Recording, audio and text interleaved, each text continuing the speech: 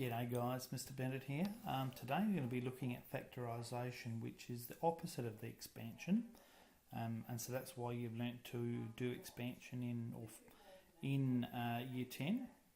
Now, the first thing is there is a quick way and there is a long way. Alright, so the quick way is to do it by hand. The long way requires you to obviously use your calculator or the quadratic formula, alright, which we'll learn later on. So if you can recognise any of these special ones, then that will make your job a little bit easier, but also if you can identify the factors, then that will also make your life a little bit easier. One of the key things that you want to better do is take out an expression.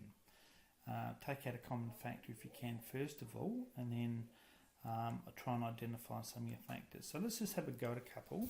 Now, when we're looking at number A here, the first thing I notice that there is a common factor there, and you might see there's actually two common factors.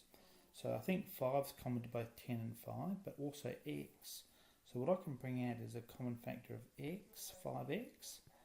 That will leave me with x there, and obviously that will leave me with 2 there. So if we were looking for the factors, the x-intercepts, then you would say when y equals 0, alright, x is going to be equal to 0 or it's going to be equal to 2. Alright, so it's important that you can identify that part. Now, when we look at this one over here, obviously the x squared term, that's going to be x, and it's going to be x.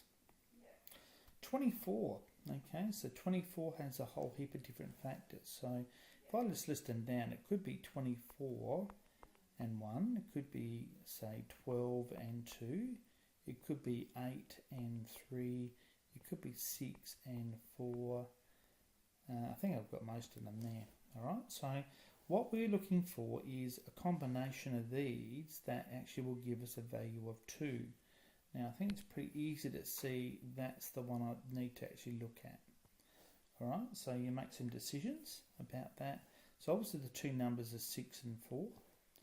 Now the next decision you need to make, obviously one of them has to be negative because it's negative 24. That's negative term there, so the biggest number here must be negative 6 and it must be plus 4. Now if you think about how you work this out, the inner terms are going to give you there 4x plus. Okay, the outer terms are going to give you here, the outer terms, these two terms here are going to give you together are going to be minus 6 and 6. That's going to give you minus 6x. Alright, see how it works together? So in other words then, if I was looking for my x-intercepts, so my x-intercepts are going to be equal to x equals negative 4 or x equals 6. So if I was graphing those things there. Now, what will happen here is, and this is what we're expecting to do this year, if you can see that quite quickly, it's worthwhile you doing it this way. Alright? If it's going to take you too long, then there are other techniques that you can use. You can use your graphics calculator and a thing called polysync, which I'll show you in a little while.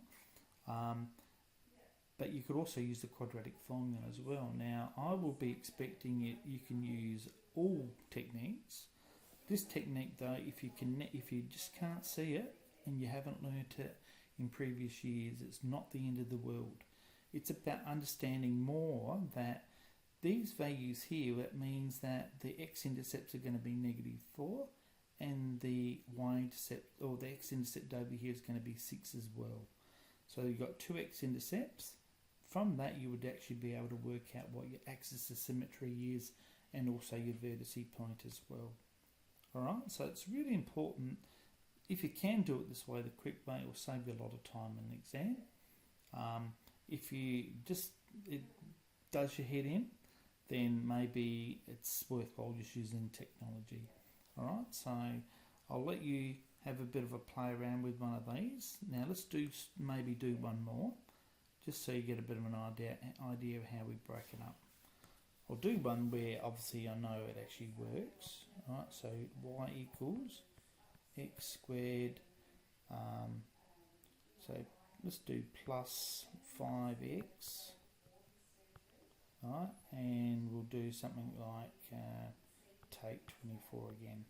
Alright, so that's a nice easy one. Obviously x, we're looking there, x there. We've already got our factors of 24 over here.